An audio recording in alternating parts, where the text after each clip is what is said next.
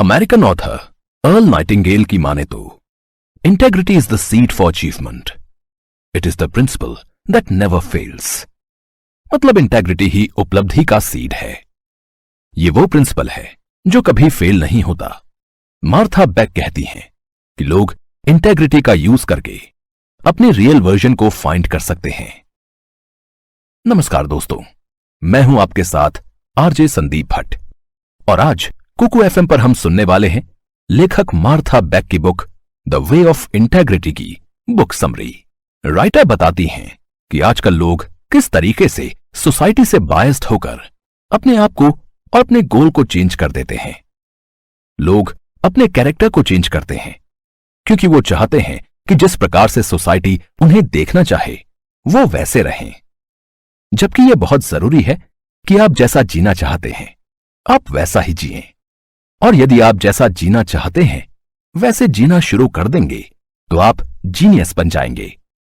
और इसके लिए उन्होंने इंटेग्रिटी की ताकत को बताया है और बताया है कि किस तरीके से आप इंटेग्रिटी की राह पर चलकर अपने आप का रियल वर्जन फाइंड कर सकते हैं। इंटेग्रिटी का मतलब होता है एक बैलेंस्ड चीज। कोई भी चीज जो बैलेंस्ड है हम उसे इंटीग्रेटेड कह सकते हैं। मार्था हमें बताती हैं कि किस तरीके से साइंस, ह्यूमर, कॉमेडी जैसी चीजों को हम अपनी लाइफ में मिस करते जा रहे हैं और इसका सबसे बड़ा कारण सोसाइटी है। वो बताती हैं कि किस तरीके से हम चीजों का प्रॉपर यूज कर सकते हैं और इन चीजों को अपनी लाइफ के साथ बैलेंस कर सकते हैं। इस बुक समरी से हम जानेंगे कि कैसे हम अपनी लाइफ को एक रीडिस्कवरिंग लाइफ बना सकते हैं। हम उसे एक हाईएस्ट लेवल ऑफ पीक में जी सकते हैं। हम किस तरीके से अपने रियल वर्जन को फाइंड करके एक ऐसी लाइफ जी सकते हैं जो एक्चुअली में हम जीना चाहते हैं।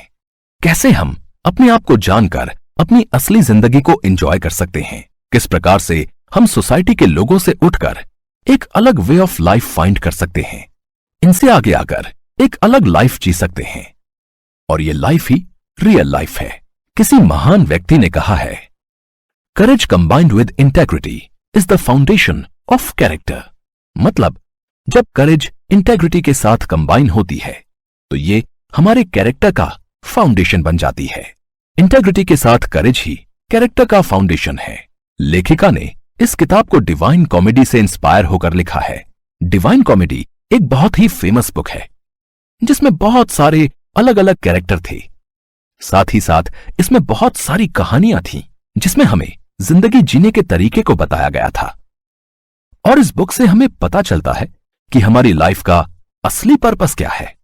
इस किताब में उन्होंने बताया कि किस तरीके से लोग अपनी जिंदगी को बहुत अच्छे से जी सकते हैं जो उन्हें एक्चुअली में जीनी चाहिए।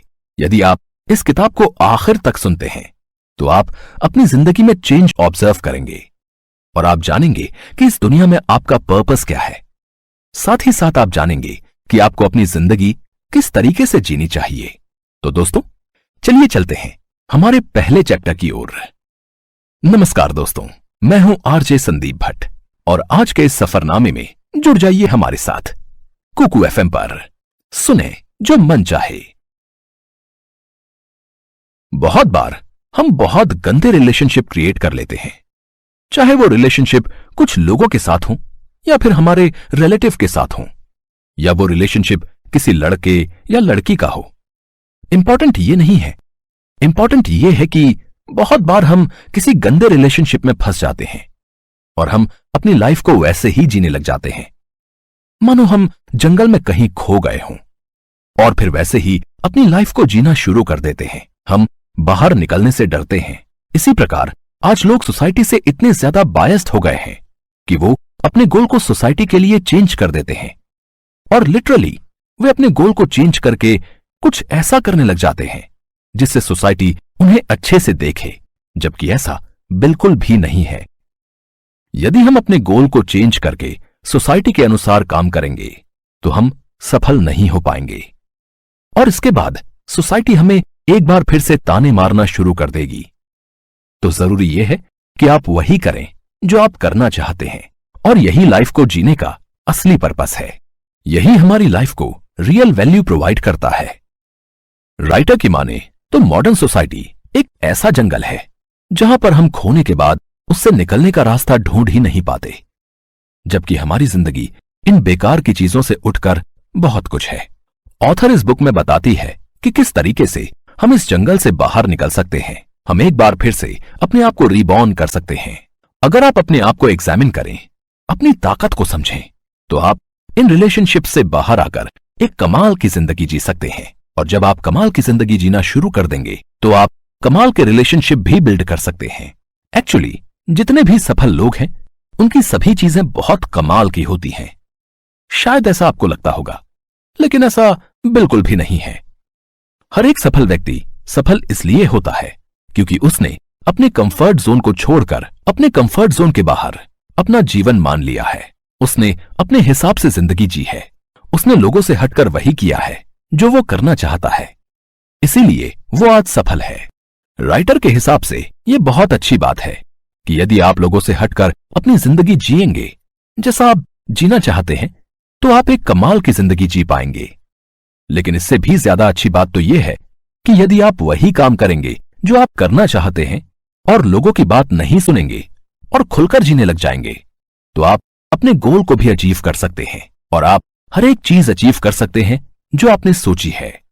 अब आप सोच रहे होंगे कि हम किस तरीके से अपने आप को इस जंगल से बाहर लाकर अपनी असली जिंदगी जी सकते हैं। तो आइए इसे माइकल फेल्प्स की कहानी से समझते हैं।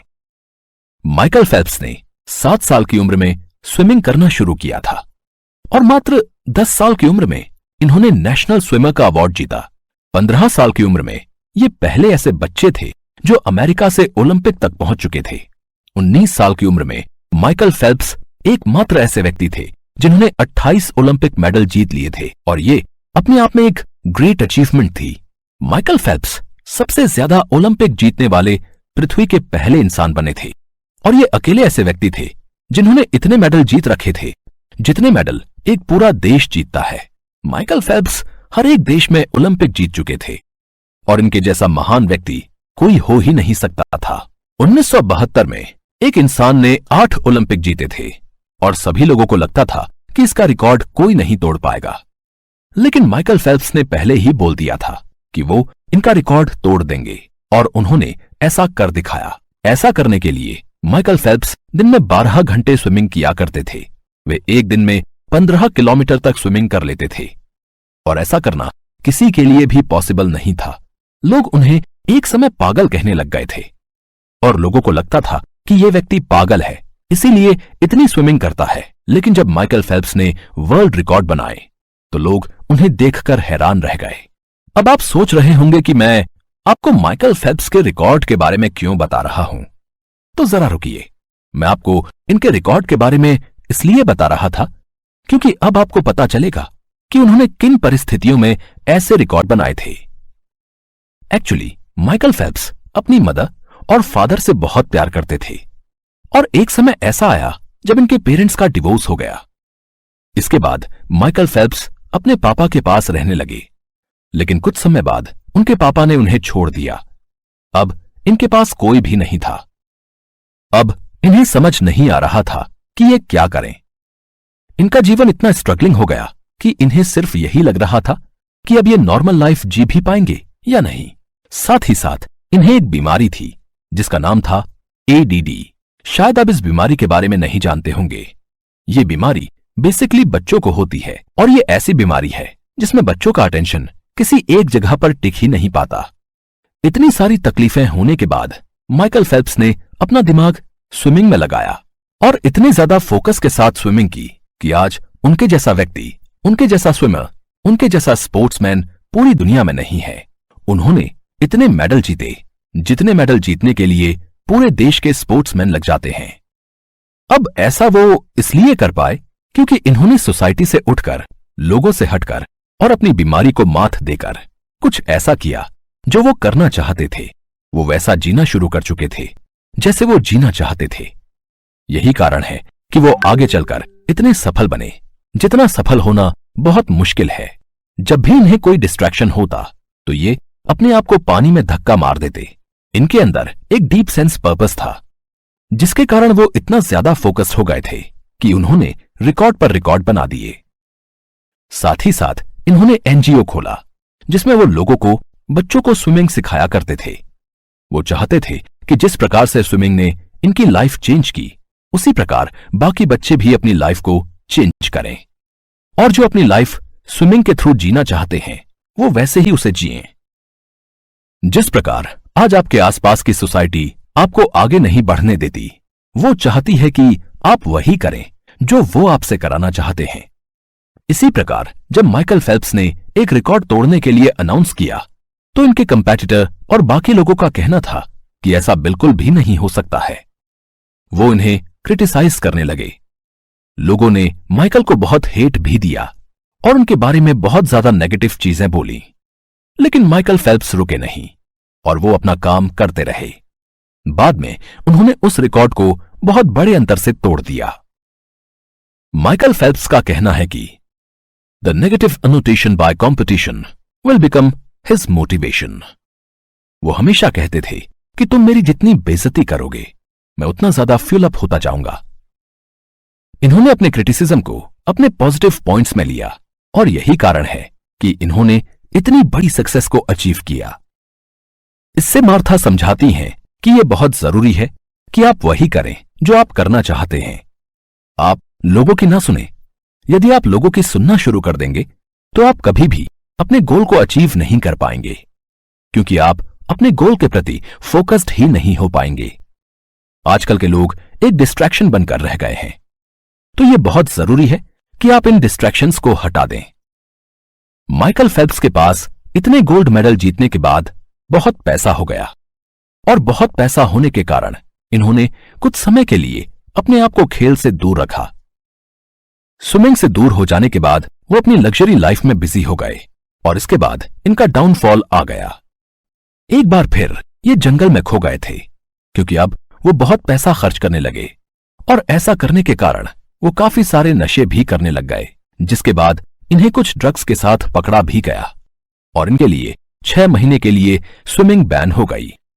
6 महीने की स्विमिंग बैन होने के बाद माइकल अब एक बार फिर से अपनी लाइफ में फेल हो चुके थे और वो एक बार फिर से गलत संगत में फंस चुके थे। साथ ही साथ उनके रिलेशनशिप भी लोगों के साथ बहुत खराब हो गए थे। ऐसे खराब रिलेशनशिप से निकलकर एक बार फिर से इन्होंने अपने गोल की तरफ फोकस किया और 2016 में एक बार फिर से 12 मेडल जीतकर वर्ल्ड रिकॉर्ड बना दिया। एक रिटायर खिलाड़ी दोबारा आता है और लिटरली वो गेम जीत जाता है। ये कोई आसान बात नहीं है। सुनने में शायद आपको ये इजी लग रहा होगा, लेकिन ऐसा करना इम्पॉसिबल है। लेकिन कोई भी व्यक्ति इम्पॉसिबल को पॉसिबल तभी बना पाता है जब उसके अंदर करेज होती है, उसके अंदर डेयर रहता है।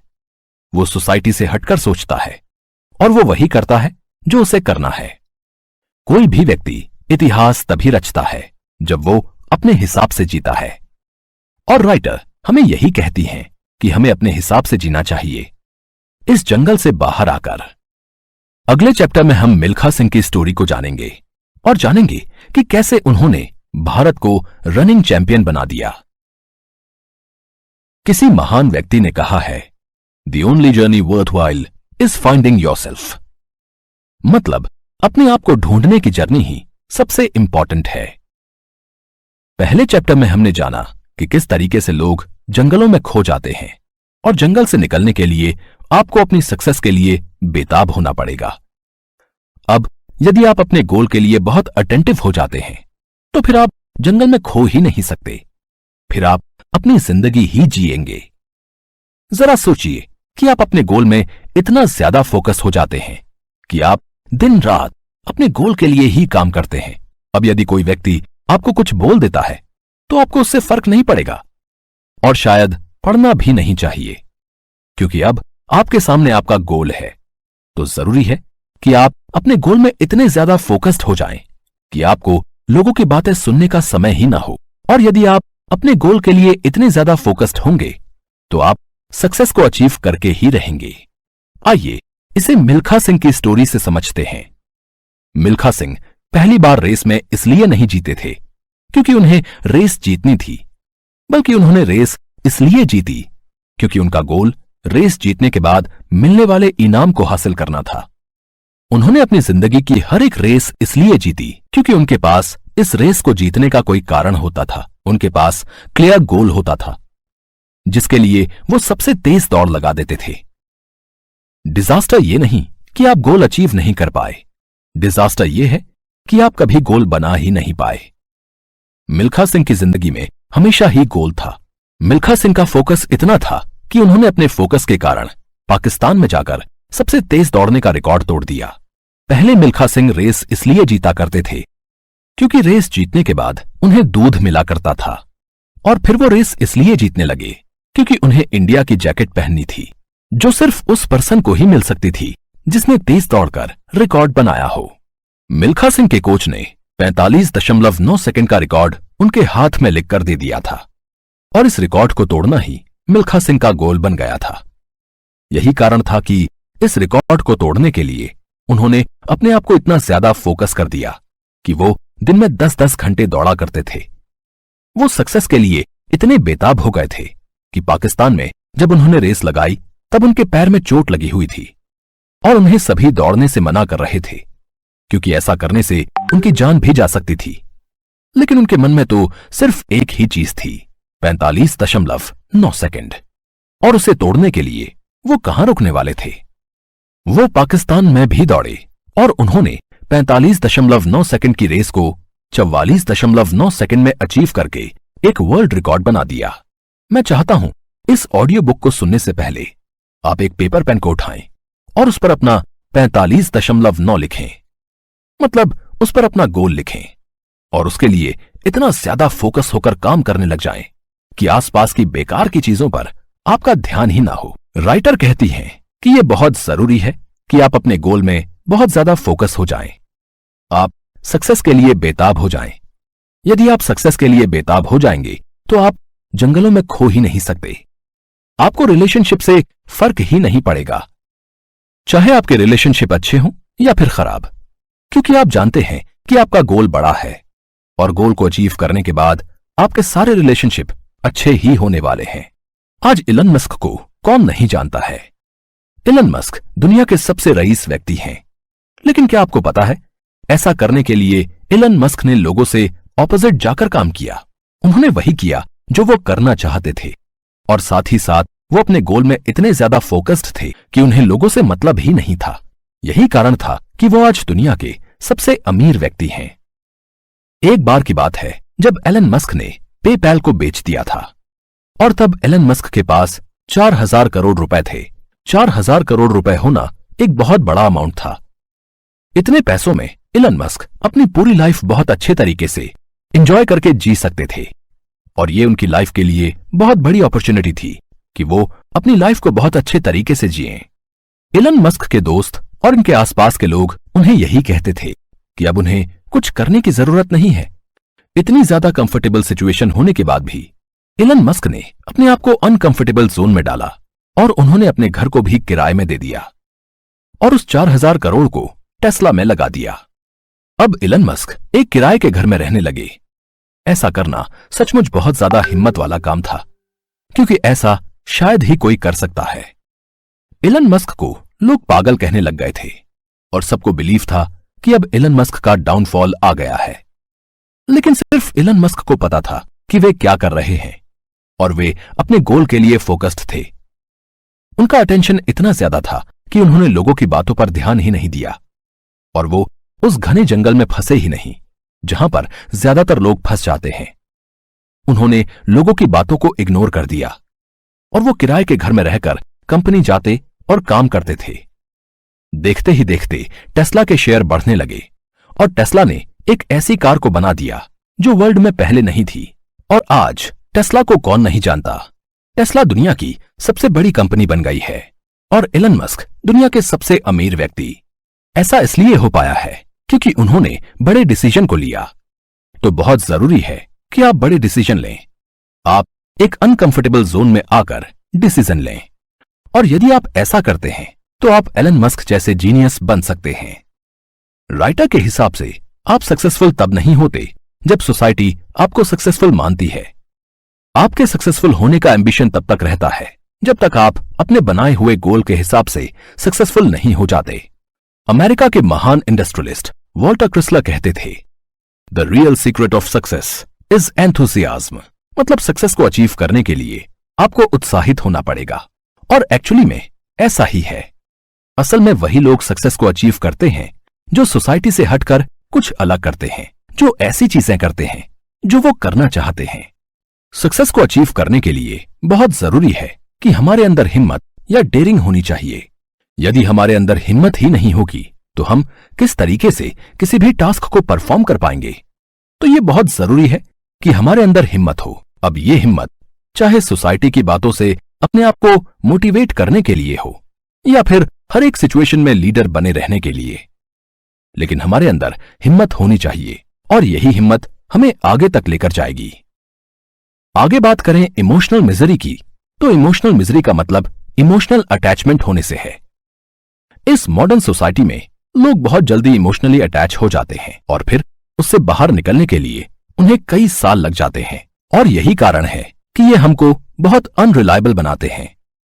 और यदि हम किसी गोल को अचीव करना चाहते हैं तो ये हमारे बीच में आते हैं। तो बहुत जरूरी है कि हम इन्हें हटा दें। जितना जल्दी हो सकता है हम उतना जल्दी इन चीजों से बाहर आ जाएं, तो ही हमारे लिए बेहतर होगा।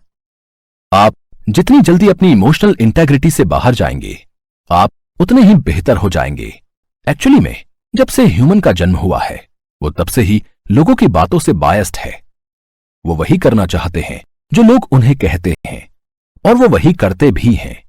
यही कारण है कि ज्यादातर लोग अपनी लाइफ में सफल भी नहीं हो पाते। राइटा कहती हैं कि यदि आप वही करने लग जाएंगे जो आप एक्चुअली में करना चाहते हैं, तो आप उस चीज में सफल भी हो जाएंगे और फिर आपको हिस्ट्री क्रिएट करने से कोई रोक भी नहीं सकता। बहुत बार तो यह भी होता है कि हम अपनी इंटेग्रिटी से दूर जाने के कारण खुश नहीं रहते, और यदि हम लाइफ में खुश नहीं हैं, तो हम धीरे धीरे बीमार होते जा रहे हैं और फिर लोगों की बातों के अनुसार काम करने लग जाते हैं। बहुत जरूरी है कि आप सक्सेस के लिए बेताब रहें। आप काम करते रहें और अपने आसपास के डिस्ट्रैक्शन को हटा दें। एक्चुअली लाइफ वही है जो आप जीना चाहते हैं, पर यदि आप लाइफ अपने हिसाब से जिएंगे तो आप एक ऐसी लाइफ जी पाएंगे जो Elon Musk, Ratan Tata, Bill Gates और बड़े बड़े लोग जीते हैं, जिनकी जैसी लाइफ आप जीना चाहते हैं। किसी महान व्यक्ति ने कहा है, get through the dark wood when you acknowledge you are lost. मतलब डार्क वुड से निकलने का एक ही तरीका है कि आप उसे स्वीकार कर लें। आप मान लें कि आप इसमें फंस चुके हैं। बहुत जरूरी है कि जब आप किसी चीज में फंस जाते हैं तो आपको मान लेना चाहिए कि आप उस चीज में फंस गए हैं। जब आप मान लेते हैं कि गलती आपकी है, तो आपका माइंड अब आगे की चीजों में काम करने लग जाता है, और जब वो ऐसा करता है तो आप एक सही डायरेक्शन में चले जाते हैं। आजकल की जनरेशन की बहुत बड़ी प्रॉब्लम है कि वो गलती नहीं मानते। आज लोग किसी गलती को करते हैं तो उस गलती का नाम किसी और पर डाल देते हैं। वो मानते ही नहीं कि उन्होंने वो गलती की है। जबकि यदि आप मान लें कि आपकी गलती है तो मामला खत्म हो जाए और आप एक बार फिर से अपने काम को करने लग जाएं। यहां पर राइटर बताती हैं कि यदि आपको चीजों से बाहर निकलना है, या आप सोसाइटी के हुक में फंस गए हैं, या आप किसी गंदे रिलेशनशिप में फंस गए हैं, तो यह बहुत जरूरी है कि आप उस चीज को मान लें। यदि आप मान लेते हैं, स्वीकार कर लेते हैं, तो आप उस चीज से खुद ब खुद बाहर आ जाएंगे। किसी ने सच ही कहा है, एक्सेप्टेंस इज द रियलिटी। मतलब स्वीकार कर लेना ही हकीकत है। हां, यह भी जरूरी है कि आपने वो चीज की है या नहीं। मैं ये नहीं कह रहा कि आप किसी पुलिस केस में फंस जाते हैं और आप वहां पर मान लेते हैं कि आपने ये क्राइम किया है। यदि आपने किसी क्राइम को नहीं किया तो आप डेफिनेटली उसको नहीं मानेंगे, लेकिन यदि आपने किसी सिचुएशन को क्रिएट किया है तो आपको मान लेना चाहिए कि आपके कारण यह सिचुएशन क्रिएट हुई है और आपको इससे बाहर निकलना चाहिए। अब आप सोच रहे होंगे कि मुझे कैसे पता चलेगा कि मैंने इस सिचुएशन को क्रिएट किया या फिर मैं सोसाइटी के हुक में फंस गया हूं। तो ऐसा करने के लिए बड़ा सिंपल सॉल्यूशन है कि आप अपने पॉइंट ऑफ व्यूज क्रिएट कीजिए। आप हमेशा एक डायरी कैरी कीजिए और उसमें लिखिए कि क्या आपको जो करना था वो आप कर रहे हैं। यदि वो कर रहे हैं तो डेफिनेटली आप हुक में नहीं फंसे हुए हैं। लेकिन यदि आप वो नहीं कर पा रहे तो आप एक हुक में फंस गए और अब आपको उस हुक से निकलना ही है।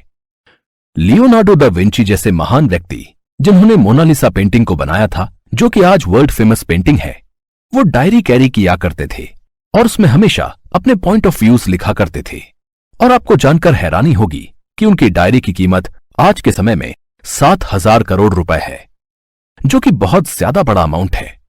और ऐसा इसलिए है क्योंकि उन्होंने उसमें अपने पॉइंट ऑफ व्यूज लिखे हैं और वो आज एक जीनियस व्यक्ति के रूप में जाने जाते हैं। इसी प्रकार हर एक जीनियस व्यक्ति डायरी कैरी करता है, तो बहुत जरूरी है कि आप डायरी को कैरी करें और लिखें कि आप क्या करना चाहते हैं। आप उस डायरी में लिखें कि किस तरीके से आपने अपने गोल को बनाया था और आप अभी उससे भटक गए हैं। और यदि आपको ये बात समझ में आ जाती है तो आप इस बात को मान लें कि आप अपने गोल से भटक चुके हैं। जब आप उस चीज को मान लेंगे तो आप एक बार फिर से अपने गोल की तरफ बढ़ जाएंगे।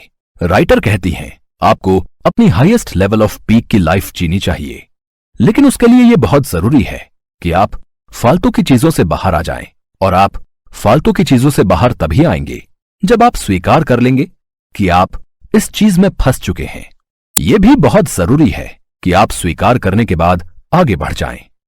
जरा सोचिए कि आप किसी चीज को मान लेते हैं कि आप इस सिचुएशन में फंस चुके हैं और उसके बाद आप उस सिचुएशन से नहीं निकलते, तो आप अपने साथ कितनी ज्यादा नाइंसाफी कर रहे हैं। आप सिचुएशन में फंसने के बाद रियलाइज करें कि आप उस सिचुएशन में फंस गए हैं और उसके बाद उससे बाहर आकर अपने आप को रिकवर करें और वैसा ही करें जैसा आप करना चाहते हैं। अपनी लाइफ के अनुसार जीना शुरू करें। आइए हम इसे एक एग्जाम्पल से समझते हैं। पहले के समय नोकिया के मोबाइल बहुत ज्यादा चला करते थे। नोकिया ऐसा ब्रांड था जो पूरे वर्ल्ड में फैल चुका था। आपने भी नोकिया का छोटा वाला फोन चलाया ही होगा।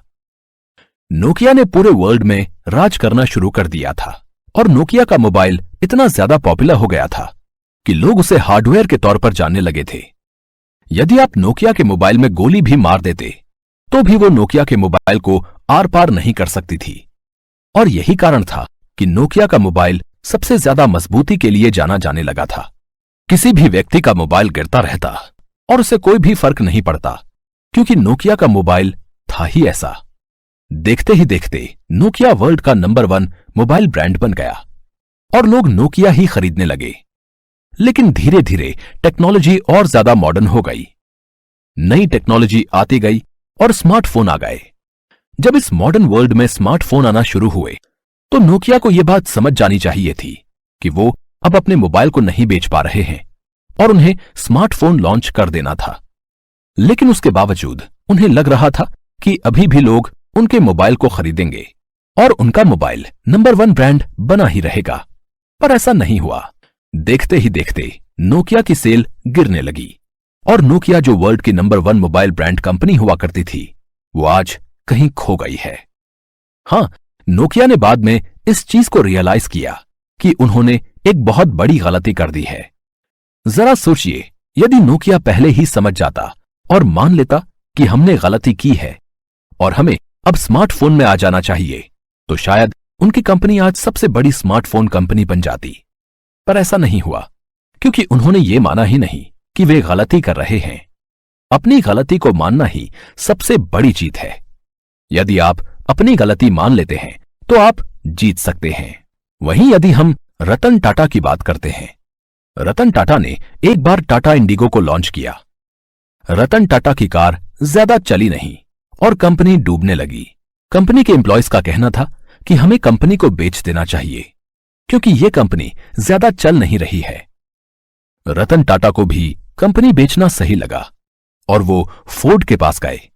उन्होंने फोर्ड से यह कंपनी खरीदने के लिए बोला, जिसमें फोर्ड ने उन्हें बोला कि जब आप कार का बिजनेस करना ही नहीं जानते तो आप इस बिजनेस में क्यों आए। फोर्ड ने रतन टाटा से बोला कि आपकी टाटा इंडिगो को खरीद के हम आप पर एक एहसान कर रहे हैं।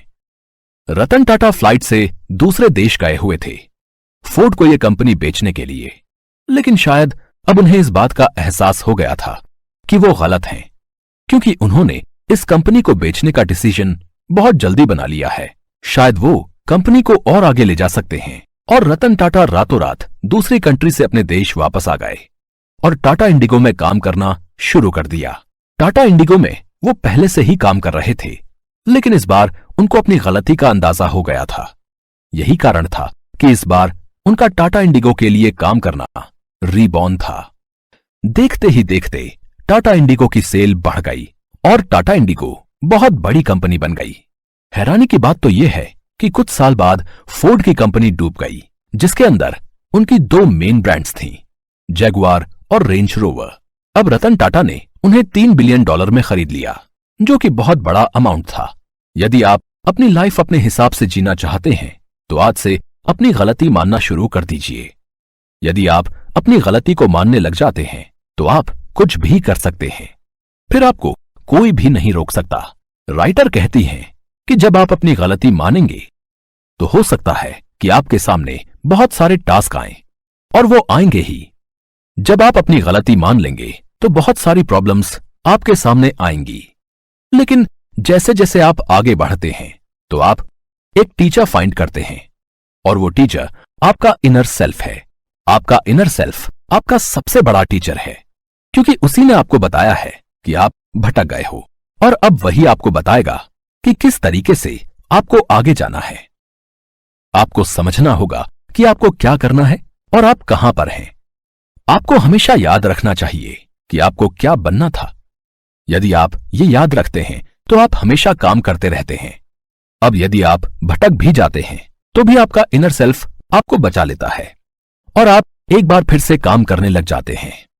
हमेशा इस बात को याद रखिए कि जब भी आप ज्यादा कंफर्ट जोन में जाने लगते हैं या फिर अपने माइंड को कन्विंस करने लग जाते हैं, तब आप गलत राह में जाने लग जाते हैं, क्योंकि आप अपने माइंड को कन्विंस तभी करते हैं जब आप एक कंफर्ट काम कर रहे होते हैं, और ऐसा करने के लिए आप अपने माइंड को बार बार कन्विंस करते हैं। अब यदि आप ऐसा करेंगे तो डेफिनेटली आप गलत हैं। आपको यह रियलाइज होना चाहिए कि आप गलत हैं। आप जब भी भटक जाएं तो एक सही टाइम पर यू टर्न ले लें और अपने आप दोबारा से ट्रैक पर आ जाएं, क्योंकि भटकना ह्यूमंस की टेंडेंसी है। हर एक ह्यूमन डिस्ट्रैक्ट होता है और भटक जाता है, लेकिन यू टर्न लेना एक जीनियस की टेंडेंसी है।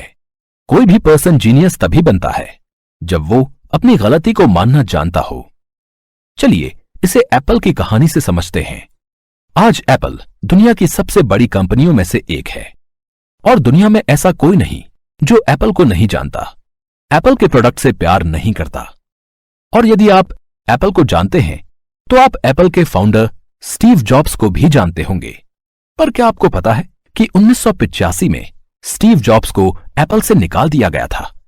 जरा सोचिए कि स्टीव जॉब्स ने एप्पल को बनाया और स्टीव जॉब्स को ही उनकी कंपनी से फायर कर दिया गया। ये काफी साधारण है, क्योंकि स्टीव जॉब्स ने एप्पल को ज्यादा अच्छे मुकाम तक नहीं पहुंचाया था, और उस समय एप्पल के एम्प्लॉयज को लगता था कि यदि हम स्टीव जॉब्स को निकाल देंगे तो शायद हमारी कंपनी ज्यादा अच्छी पोजीशन पर पहुंच जाएगी। स्टीव जॉब्स को निकालने के बाद एप्पल कंपनी और ज्यादा डूबने लग गई, और देखते ही देखते एप्पल बैंकरप्ट की सिचुएशन में पहुंच गई। जब एप्पल बैंकरप्ट की सिचुएशन में पहुंच गई तब एप्पल को रियलाइज हुआ कि उन्होंने गलती कर दी है, और यह गलती है स्टीव जॉब्स को बाहर निकालना। अब यह बहुत जरूरी है कि आप अपनी गलती को मान लें। एप्पल ने अपनी गलती को मान लिया और उन्होंने स्टीव जॉब्स को वापस कंपनी में बुला लिया। 1997 में स्टीव जॉब्स एक बार फिर से कंपनी में दोबारा आ गए और उन्होंने बैंकरप्ट होती कंपनी को एक बार फिर से ऊंचाइयों में पहुंचा दिया। और आज एप्पल को कौन नहीं जानता। कुछ इस तरीके से हमें भी लाइफ में कुछ अचीव करने के लिए अपनी गलती को मानना आना चाहिए और उसके बाद काम करना आना चाहिए। इसके अलावा यह भी बहुत जरूरी है कि आप अपने इनर सेल्फ को सुनो। इंसान का सबसे बड़ा टीचर उसका इनर सेल्फ होता है, जो वो खुद होता है। उसके बावजूद लोग बाहर टीचर ढूंढने जाते हैं, लेकिन आपको अपने इनर सेंस को समझना होगा और आपको अपने अंदर चेंज को समझने के लिए प्रेजेंट में जीना होगा। यदि आप प्रेजेंट में जीना शुरू कर देंगे तो आप अपने इनर सेंस को समझ जाएंगे और आप रियल लाइफ जीने लग जाएंगे। ब्रिघम यंग एकेडमी के प्रिंसिपल रहे कार्ल जी मेसर की माने तो be yourself but always your better self. मतलब हमेशा स्वयं बने और खुद की सुने और खुद में ही बेहतर होते चले जाएं। यदि कोई ह्यूमन ऐसा कार्य करता है तो वो हर एक चीज को अचीव कर सकता है। राइटर कहती हैं कि यदि आप अपनी गलती को मान लेंगे तो आप शायद इन्फर्नो में पहुंच जाएंगे। इन्फर्नो एक ऐसी जगह जहां पर लोग पाप की पनिशमेंट भुगतते हैं। मतलब इन्फर्नो नर्क है। अब आप सोच रहे होंगे कि यदि मैं अपनी गलती को स्वीकार कर लेता हूं तो नरक में कैसे चला जाऊंगा। यह काफी सिंपल है। यदि आप अपनी गलती को स्वीकार कर लेंगे तो आप एक नॉर्मल सिचुएशन ऑफ माइंड से बाहर आ जाएंगे। आप एक कंफर्ट जोन से बाहर आ जाएंगे और अब आपको ऐसा लगेगा कि आप नर्क में आ चुके हैं। हां, यह सिचुएशन आपके लिए बहुत टफ होगी कि सोसाइटी से हटकर कुछ करना है, पर यह सिचुएशन बहुत सही होगी क्योंकि अब आपको वही करना है जो आप करना चाहते हैं। पहले भले यह आपके लिए नर्क हो, लेकिन असलियत में यह आपको स्वर्ग की ओर ले जाएगी। You can lie to anyone else in this world but you can't lie yourself. मतलब आप दुनिया में किसी से भी झूठ बोल सकते हैं और कितना भी झूठ बोल सकते हैं, लेकिन आप कभी भी खुद से झूठ नहीं बोल सकते। हां, आप अगर खुद को झूठ बोलेंगे तो आपको पता चल जाएगा कि आप कुछ झूठ बोल रहे हैं, क्योंकि आपका इनर सेंस आपको इस बात का एहसास दिला देगा कि आप झूठ बोल रहे हैं। तो जरूरी है कि आप सच ही बोलें। यह बात तो आप लोग जानते ही होंगे कि यदि हम एक झूठ बोलते हैं तो उसे छुपाने के लिए हमें 20 और झूठ बोलने पड़ते हैं। तो बहुत जरूरी है कि हम हमेशा सच बोलें, क्योंकि झूठ की नींव में कभी भी किसी भी चीज को चलते आपने नहीं देखा होगा, चाहे वो कोई रिलेशनशिप हो या कुछ और। जरा सोचिए, आपका पढ़ाई में बिल्कुल मन नहीं लगता और आपको पढ़ाई नहीं करनी है। आपका मन गाने में लगता है और आपको एक सिंगर बनना है। अब आपकी सोसाइटी, आपके फैमिली वाले आपसे कहते हैं कि आपको पढ़ना चाहिए, पर अब आपको पता चल चुका है कि आपको सिंगर बनना है, तो डेफिनेटली आपको सिंगर बनने के लिए काम करना चाहिए। आपको अपना पैशन फॉलो करना चाहिए और आपको वही करना चाहिए जो आपको पसंद है। आपको अपनी लाइफ जीनी चाहिए। लेकिन लोग दूसरे लोगों की बातों में आ जाते हैं। जैसे आप सिंगर बनना चाहते हैं, लेकिन यदि आपकी सोसाइटी वाले, आपके पेरेंट्स आपको बोलते हैं कि आपको पढ़ना चाहिए, तो आप पढ़ाई करने लग जाएंगे। और सबसे जरूरी बात तो यह है कि आप अपने आप से बार बार झूठ बोलेंगे कि मैं अच्छे से पढ़ाई कर रहा हूं और मैं ये कर सकता हूं, जबकि आपको यह पता है कि आप ये नहीं कर सकते, क्योंकि अभी तक आपने इसमें कुछ भी नहीं किया। तो एकदम से आप इसे कैसे कर सकते हैं? कोई भी चीज छोटे छोटे स्टेप से होती है। जब आपने पढ़ाई के छोटे छोटे स्टेप्स ही क्रॉस नहीं किए हैं, तो आप एक बड़े स्टेप को कैसे क्रॉस कर सकते हैं? जापान में एक रूल फेमस है जिसका नाम है काइजन रूल। यह हमें बताता है कि जब भी हमें किसी बड़े अचीवमेंट को अचीव करना है तो उसके लिए हमें छोटे छोटे स्टेप्स लेने चाहिए। और यह रूल काफी सक्सेसफुल रूल है। इस रूल में सबसे पहला स्टेप यही है कि यदि आप एक छोटा स्टेप लेते हैं तो आप अपने किसी भी गोल को अचीव कर सकते हैं, क्योंकि छोटे स्टेप आपके बड़े स्टेप को क्रॉस करा सकते हैं। सेकेंड वर्ल्ड वॉर के बाद टोयोटा बहुत छोटी कंपनी थी और इसे दूसरी कंपनियों की तरह आगे बढ़ना था। अब टोयोटा के ओनर ने अपने सभी एम्प्लॉयज को बोला कि वो डेली एक सजेशन दें, और वो सजेशन ऐसा होना चाहिए जिसके कारण टोयोटा को फ्यूचर में कुछ फायदा हो। ऐसा करना शायद थोड़ा कॉम्प्लेक्स हो सकता था, लेकिन ये काफी अच्छा कदम था, क्योंकि छोटे छोटे स्टेप लेकर आप बड़ी अचीवमेंट को हासिल कर सकते हैं। और इसी का यूज करके टोयोटा के ओनर ने यह सोचा। जब उन्होंने ऐसा किया तो टोयोटा के एम्प्लॉयज डेली एक सजेशन को बताने लग गए। अब बाकी कंपनी के एम्प्लॉयज एक महीने में 3 सजेशन को बताया करते थे, वहीं टोयोटा के एम्प्लॉयज 30 दिन में 30 सजेशन बताने लग गए। और देखते ही देखते टोयोटा अपने कंपैटिटर को मात देकर बहुत बड़ी कंपनी बन गई। इसका सबसे बड़ा रीजन यही था कि उन्होंने छोटे स्टेप्स को लिया, और छोटे स्टेप को लेकर ही आप एक बड़ी अचीवमेंट को हासिल करते हैं। अब जरा सोचिए कि यदि आपने 12th तक कुछ भी पढ़ाई नहीं की और आप सोच रहे हैं कि आप किसी बड़ी एग्जाम को क्लियर कर लेंगे, तो यह कैसे हो सकता है? यह तो आप अपने आप से झूठ बोल रहे हैं, और ऐसा ही बहुत लोग करते हैं। और ऐसा करने के कारण लोग सक्सेसफुल नहीं हो पाते। ज्यादातर लोग अनसक्सेसफुल इसलिए हैं क्योंकि वो अपने आप से झूठ बोलते हैं, और यदि आप अपने आप से झूठ बोलते हैं तो आप कभी सक्सेस को अचीव कर ही नहीं सकते। झूठ कभी भी सही हो ही नहीं सकता, चाहे वो झूठ दूसरों से ही क्यों ना बोला जाए। आप बहुत सारे झूठ बोलना शुरू कर देंगे तो दूसरे भी आपका झूठ मानना बंद कर देंगे, क्योंकि कभी ना कभी उन्हें पता चल जाएगा कि आप झूठ बोल रहे हैं, और फिर वो आपकी सच बात को भी झूठ समझने लग जाएंगे। आपने शेर आया बचपन में ये कहानी तो सुनी ही होगी, जिसमें चरवाहा गांव के लोगों को परेशान करने के लिए झूठ बोलता है और कहता है कि शेर आया, जबकि सच में वहां कोई नहीं होता। तो अपने आप से और दूसरों से झूठ बोलना छोड़ दें, वरना आपकी प्रेजेंस की कोई वैल्यू नहीं रहेगी। झूठ हमें जाल में फंसा देता है। एक झूठ बोलने के बाद हमें और भी झूठ बोलने पड़ते हैं जो हमारे पहले झूठ को सपोर्ट करते हैं।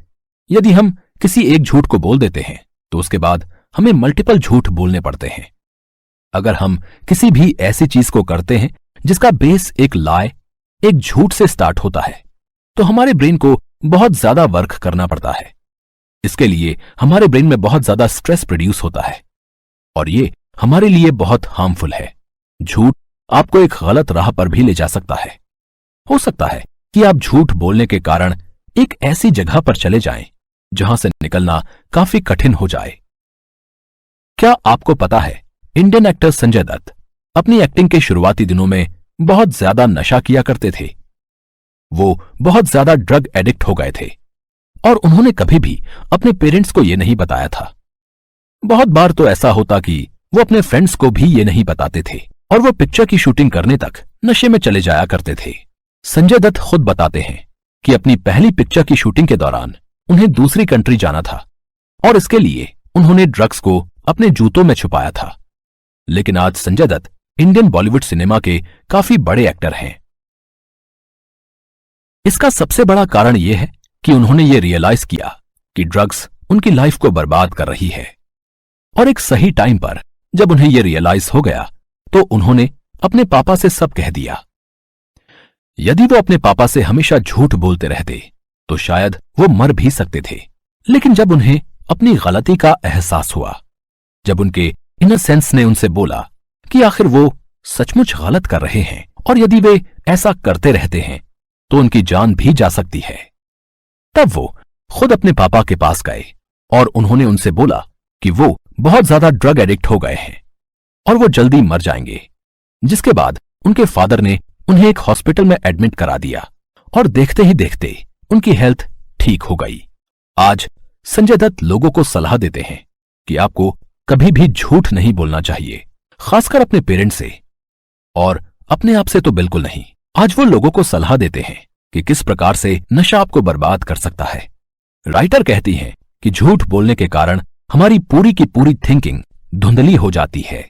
एक स्टडी में पता चला कि जो लोग अपने आप को हायर दिखाते हैं, कुछ ऐसा दिखाते हैं जो एक्चुअली में वो है नहीं, पर वो लोगों को दिखाना चाहते हैं, मतलब लोगों से झूठ बोलते हैं। उन लोगों का ब्लड प्रेशर हाई होता है, उन्हें बहुत ज्यादा स्ट्रेस होता है। बहुत बार तो उन्हें इस बात का स्ट्रेस होता है कि लोगों को उनकी रियलिटी ना पता चल जाए। उन्हें बहुत सारी बीमारियां होती हैं और उन्हें बहुत सारी प्रॉब्लम्स का सामना भी करना पड़ता है। ऐसा इसलिए होता है क्योंकि वो अपनी आइडियल इमेज को बनाने के लिए बहुत सारे झूठ बोलते हैं। ये जरूरी है कि आप अपने आप से बात करें और सोचें कि क्या आप खुद से झूठ बोल रहे हैं। अगर हां, तो किस तरीके से आप अपने आप से झूठ बोल रहे हैं। यदि आपको लाइफ में कुछ बड़ा अचीव करना है तो सबसे पहले आपको खुद से झूठ बोलना बंद कर देना चाहिए। उसके बाद आपको लोगों से झूठ बोलना बंद कर देना चाहिए।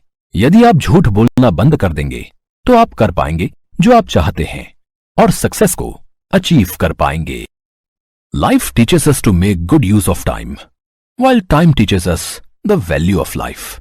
जीवन हमें समय का सदुपयोग करना सिखाता है, जबकि समय हमें जीवन की कीमत सिखाता है। तो अभी तक आपका माइंड इस बात को मान चुका है कि आपने गलती की, और आप समझ चुके हैं कि यदि आप अपने आप से झूठ बोलते हैं तो आप अपने गोल से दूर चले जाते हैं। आपको यह बात भी समझ में आ चुकी है कि आपको वैसे ही लाइफ जीनी चाहिए जैसी आप चाहते हैं, न कि वैसी जैसी सोसाइटी चाहती है। और अब आप इन्फर्नो यानी नर्क वाली फीलिंग से भी बाहर निकल चुके हैं। और यदि आपने ऐसा कर लिया है तो अब आप पर्गेटरी पर चले गए हैं। पर्गेटरी एक ऐसी जगह है जो हमें स्वर्ग से पहले मिलती है। आपने ये सब कर लिया है तो अब समय आ गया है कि अब आप अपने थॉट और एक्शन को साथ में ले आएं और पीछे देखना बंद कर दें। अब आप वही करो जो आप करना चाहते हो। अपने समय को अपनी जिंदगी के साथ फिलअप करें और समय का बहुत अच्छे तरीके से यूज करके सक्सेस को अचीव करें। Time is all about priority, मतलब समय सिर्फ प्रायोरिटी की बात है। जो लोग बोलते हैं कि हमारे पास समय नहीं है, वो ऐसा इसलिए बोलते हैं क्योंकि वे उस चीज को प्रायोरिटी नहीं देते। लोग जिस चीज को प्रायोरिटी देते हैं उनके पास हमेशा उस चीज के लिए समय रहता है। राइटर के हिसाब से यह बहुत जरूरी है कि आप अपने काम को प्रायोरिटी दें। उस काम को प्रायोरिटी दें जिस काम के लिए आपने अपने जीवन को डेडिकेट कर दिया है। जो आपका गोल है, आपको जो लाइफ में अचीव करना है, आपको सिर्फ उसी काम में प्रायोरिटी देनी चाहिए। यदि आप टाइम का बहुत अच्छे तरीके से यूज कर लेते हैं तो आप आने वाले टाइम को सेट कर लेते हैं। इसलिए आप अपने समय का अच्छे तरीके से उपयोग करें, और उपयोग ही नहीं, इसका सदुपयोग करें। जीवन जीने से अच्छा आप समय का उपयोग करके अपने हिसाब से अपनी लाइफ को जिएं। आप जिस चीज को करना चाहते हैं वो चीज करके अपनी लाइफ के साथ अपने टाइम को अच्छी तरह से मैनेज कर लेते हैं तो आप हर एक चीज में मास्टरी कर लेंगे। फिर आपको जीनियस बनने से कोई नहीं रोक सकता। यदि आपने सारे स्टेप्स को फॉलो कर लिया है तो अब आप वो चीज नहीं करेंगे जो एक्चुअली आप नहीं करना चाहते। मतलब आप किसी ऐसी जॉब को कर रहे हैं जो एक्चुअली आप करना नहीं चाहते, तो आप इस जॉब को नहीं करेंगे और आप इस जॉब को जल्दी से जल्दी छोड़ देंगे। साथ ही साथ वो करेंगे जो आप पसंद करते हैं। अब आपको पता है कि आप अपनी लाइफ जीते हैं तो आप हेवन की ओर जा रहे हैं, जबकि अगर आप लोगों की लाइफ जीते हैं तो आप खुद ही खुद में फंसते चले जाते हैं। हर एक जीनियस व्यक्ति जिसने भी इस वर्ल्ड में बहुत पैसे कमाए हैं और सक्सेस को अचीव किया है, जिसने कुछ ऐसा काम किया है जो वो करना चाहता था, वो ऐसा इसलिए कर पाया है क्योंकि उसने टाइम को बहुत अच्छे तरीके से मैनेज किया है। इलन मस्क आज दुनिया के सबसे अमीर व्यक्ति हैं। आज इलन मस्क को कौन नहीं जानता, लेकिन क्या आप जानते हैं कि इलन मस्क ने टाइम मैनेजमेंट के लिए बहुत ही प्रॉपर टाइम टेबल बना रखा है और वे अपने टाइम टेबल के हिसाब से ही काम करते हैं। उनका एक मिनट भी उस टाइम टेबल के आगे पीछे नहीं होता। एक बार की बात है जब इलन मस्क के ऑफिस में कोई टीम आई थी और उस टीम को अपने आइडिया को इलन मस्क को एक्सप्लेन करना था। इलन मस्क ने अपने टाइम टेबल में हर एक आइडिया को एक्सप्लेन करने के लिए या किसी मीटिंग के लिए 15 मिनट का टाइम सेलेक्ट कर रखा है। वो किसी भी मीटिंग को 15 मिनट से ज्यादा नहीं करते। अब जब वो टीम इलन मस्क के कैबिन में आई तो उन्होंने पहले ही उन्हें कह दिया कि यदि वो अपने आइडिया को 15 मिनट में एक्सप्लेन नहीं कर पाते तो वे उनके आइडिया में बिल्कुल भी इंटरेस्टेड नहीं है, चाहे वो आइडिया कितना ही अच्छा क्यों ना हो। अब वो टीम जब आइडिया बताने बैठी तो उनका आइडिया काफी अच्छा था और उनका आइडिया काफी लंबा जाने लगा। टीम को लग रहा था कि उनका आइडिया बहुत अच्छा है और ये आइडिया इलन मस्क 15 मिनट क्या 1 घंटे भी सुन सकते हैं। 15 मिनट तक आइडिया बताने के बाद इलन की वॉच ने अलार्म दिया और उन्होंने बोला कि आप अपने आइडिया को एक्सप्लेन नहीं कर पाए, सॉरी, आप यहां से जा सकते हैं। उस टीम को लग रहा था कि इलन उनके आइडिया को बहुत दिलचस्पी से सुन रहे हैं और वे डेफिनेटली उनके आइडिया को सेलेक्ट कर लेंगे और उनका पूरा आइडिया सुनेंगे। लेकिन इलन मस्क ने उनका पूरा आइडिया तक नहीं सुना। भले ही वो उस आइडिया को बहुत ज्यादा दिलचस्पी से सुन रहे थे, लेकिन उनका ध्यान टाइम पर भी था। वे जानते थे कि यदि ये टीम के मेंबर अपना आइडिया 15 मिनट में एक्सप्लेन नहीं कर सकते तो उनका आइडिया अच्छा हो ही नहीं सकता। और इलन मस्क ने अपने टाइम के हिसाब से उन्हें अपने कैबिन से आउट कर दिया। कुछ इसी तरीके से यदि आप अपने पैशन को फॉलो करना चाहते हैं तो अपनी लाइफ को अपने टाइम के साथ मैनेज करना आपको आना ही चाहिए। यदि आप ऐसा कर लेते हैं तो आप वो कर सकते हैं जो आप करना चाहते हैं। आप अपने मन की कर सकते हैं। हाँ, डेफिनेटली आप अपने मन की इतना जल्दी भी नहीं कर सकते, लेकिन धीरे धीरे करके आप अपने पैशन की तरफ अपना स्टेप ले सकते हैं। आप उस तरफ अपने कदम बढ़ा सकते हैं जिस तरफ आपको एक्चुअली जाना था। अभी तक आप उससे दूर जा रहे थे, अभी तक आप वो कर रहे थे जो लोग चाहते थे, लेकिन इन स्टेप्स को फॉलो करने के बाद अब आप वो करने की ओर जा रहे हैं जो आप एक्चुअली में चाहते हैं। जितना ज्यादा आप अपनी चीजों के करीब जाने लगोगे, आप उतना ही ज्यादा इंटेग्रिटी के पास भी जाने लग जाएंगे। आप अपनी इंटेग्रिटी से उतना ही अलाइन करने लग जाएंगे। एक्चुअली राइटर ने जिस बुक से इंस्पायर होकर यह बुक लिखी है, उसका मेन कैरेक्टर अब दो नदियों को क्रॉस कर चुका है। पहली जो इसको यह भुला देती है कि उसने क्या क्या गलत किया है, और दूसरी जो उसको याद करा देती है कि उसने क्या क्या अच्छा किया है। और अब जब यह कैरेक्टर पानी से बाहर निकलता है तो ये टोटल इंटेग्रिटी के करीब पहुंच जाता है। पर अब वो स्वर्ग में पहुंचने के लिए तैयार है और फाइनली वो स्वर्ग में पहुंच जाता है। इससे हमें राइटर ये बताना चाहती हैं कि सबसे पहला स्टेप है कि हम अपने आप को माफ कर दें, हमने जो भी बुरे काम किए हैं उसके लिए। और दूसरा स्टेप है कि हम उन चीजों को याद करें जिसमें हमने अच्छी चीजें की हैं, और जो भी हमने अच्छी चीजें की हैं उनको अच्छा मानकर हम आगे के काम करने लग जाएं और वो करने लग जाएं जो हम करना चाहते हैं। और ऐसा करके हम स्वर्ग में जा सकते हैं। अब स्वर्ग में जाने से राइटर का मतलब हर एक चीज को अचीव करने से है। जब हम पहले इंटेग्रिटी को फॉलो करते हैं तो हमें ऐसा लगता है कि हम किसी गंदे विंडो को साफ कर रहे हैं जहां पर बहुत सारे फॉल्स बिलीफ हैं। हम जैसे कांच को साफ कर रहे हैं जहां पर बहुत सारी अलग अलग धारणाएं मिट्टी बनकर चिपक गई हैं। जब हम शुरू करते हैं तो हम इसे धीरे धीरे स्क्रब करते रहते हैं, पर हमें समझ नहीं आता कि हम क्या कर रहे हैं।